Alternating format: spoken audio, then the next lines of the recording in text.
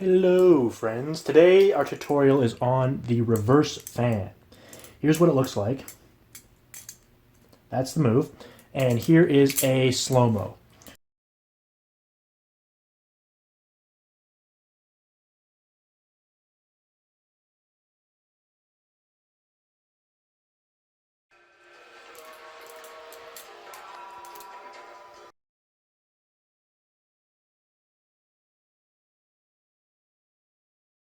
Okay, so this move, it looks pretty easy, right? You've probably done the fan, the regular fan. It's probably the easiest trick in the whole book. The reverse fan, although the regular fan is easy, the reverse fan is actually way harder than it looks. But I'm going to try and teach it to you here. So let's get into it. Okay, so to start off this move, there's a couple of things you're going to want to do. So one, the knife is, you're going to have the safe handle, and you're going to put it over top of your hand, right across your knuckles. So right where my fingers meet my hand is where I want the knife. Then what you're going to do is you're going to put your thumb over top of the handle, right? Like this. It's not going to pinch. It can touch, but it has to be completely freely moving. So your thumb is basically just lightly resting on the top of the knife, but almost not even resting. It's got to be completely free. Then what you're going to do, you're going to take your four fingers and you're going to curl them around the knife without actually touching the knife. So you can see my fingers are not touching the knife at all. My thumb, it's sort of touching, but if none of your fingers touch the knife, that's probably best. Then what you're going to want to do is you're going to want to have your arm position is pretty important for this one. So the way I like to do it is you kind of hold your hand out like you're holding like a pizza or something, and you have your hand in line with the center of your body. So what that does, for this move, it's important that you're not out here, because what will happen is when you do the spin, it'll hit your wrist. So if you have it this way, right, your wrist is fully turned that way, so it avoids your wrist. You'll see how that goes later. But the point is, you want your hand in line with the center of your body and out like you're holding a pizza. So yeah, you got your thumb around, across the middle of your fingers around, and you are here, ideally. So with the blade down, like that.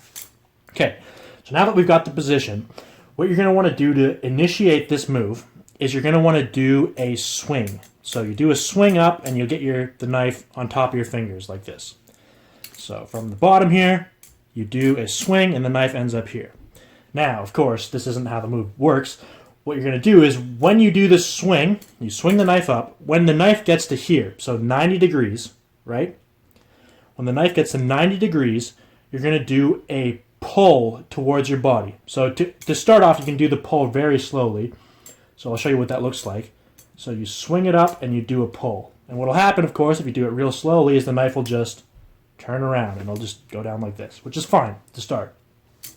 So to get the hang of it, you're just going to want to do that a couple times, right? So you swing it up, and you do a little bit of a pull, and the knife will just come down like that. So once you've got that down, you can work on doing a little bit of a harder pull. So if you do swing it up and do a harder pull, let me see here. If you swing it up and do a harder pull, you can see you can get more of a rotation going. So yeah, so what you want to be able to do next, I guess the next step after you can do is a gentle pull and get it to do a half rotation. Try to do a harder pull and get it to do a full rotation. So that's the next step. Once you can do one full rotation, so just practice that, the next step can be, instead of learning the whole fan, we'll just do a basic, just single spin into a catch, so you can learn how the catch works. So you start here, once again, fingers are around, thumb is over top. You are going to swing the knife up, you're going to do a pull. The knife is going to spin around, and right when it gets to about here, you are going to turn your wrist, right? So normally your wrist, when it's in the center of your body, is like that position. You're going to want to turn it into that position. So what that looks like is like that, right? So you're going to want to turn it here. And what's going to happen is, right, when you turn it here, the handle's going to land there and you're going to catch. So I'll show you what that looks like. So once again, you're going to want to start here, swing it up. You're going to want to, swing it up, do a pull. Don't stab yourself. Let me do this right. Swing it up, do a pull, and you turn and catch. So let me get it. I'm not going to explain it. That's the move. There you go. For some reason, I can't do it when I'm talking. Yeah, so there you go. I did it twice. You get the gist, right? So you do a swing up, you do a pull, it'll spin around. Right when it gets to here, you're going to turn your hand, and you're going to catch. So that's how the catch works. You just turn your hand at the right time, and the knife will land, and you can just catch it. Of course, if you don't want to catch it and you want to continue on just doing the fan for as long as you want to do the fan, what you're going to have to do is a little bit different. So once again, you still start here. Your fingers are still curled around. Your thumb is here. You do the up. You pull it. You're going to get it to do one rotation, and right when it reaches here, you're going to do another pull. So just to recap that, you swing it up, you pull, it'll spin around once, and once it gets to here, you do another pull. And it'll spin around again, and you do another pull. And another pull, and you get the gist. So I'll show you it again. Right? So you see I'm doing this little... It's almost like a choo-choo train motion. Like, get it? Yeah, so that'll take a little bit of practice, and you got to get the timing just right, so you're pulling right at the right moment to get it spinning around. So the way I learned this move was, first I learned how to do just one pull into a catch. Then I went for two pulls, right? So you start here, you go 1, 2, and you catch. And you master that. And then you go 1, 2, 3, and you catch. And so on and so forth, right? And then by the time you can do 3 pulls, you can basically do it for as long as you want to, basically. Yeah, so that's it. Okay, so for tips for this one, what'll happen a lot of the times is it'll hit your wrist, right? So what'll happen? I'll try and get it to hit my wrist. So it's kind of hard because I'm just so used to it. The point is, it'll hit your wrist. It'll be annoying. To prevent that, number one thing is have your arm in line with your body. So basically have your wrist turned like this, right? Because if your wrist is like this, when you do the spin, it's going to hit your wrist. So you want to have your wrist like this. So if you're doing it out here, your wrist is bent and it's going to hit your wrist. Number 2, this is why we curl our fingers around. Because when you do the spin, you want it to spin on an axis. Say, pretend I have the knife here. You want it to spin like, how do I explain this? You want it to spin on like that kind of an axis, not on this kind of an axis.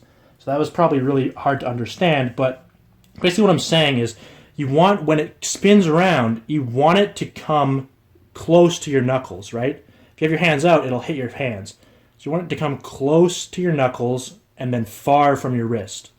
And then close to your knuckles and then far from your wrist and then close to your knuckles. That makes sense? As opposed to being, you don't want to do this. You don't want it to be far from your knuckles and then close to your wrist because you're going to hit your wrist. So those are the 2 tips for not hitting your wrist, are have your arm in the center of your body and have your fingers curled nicely around and aim the knife towards your fingers, if that makes any sense. Yeah, so I think that is everything. Yeah, this one's going to take a while to get the hang of. You basically just got to practice a lot. It's kind of a neat move because it doesn't look very cool, but it looks cool, but it doesn't, for how hard it is, it doesn't look as cool as it should. Which means that if you see anyone doing this move, a normal person is going to be like, oh yeah, whatever, like you can already spin it around your fingers a billion times. But someone who actually flips a Balisong will be like, dang, man, he's good. He actually learned a move that doesn't look very cool, but is really hard. I don't know. I think that's kind of neat. But thanks for watching. Hope you guys like this one. I know you can get it. Peace.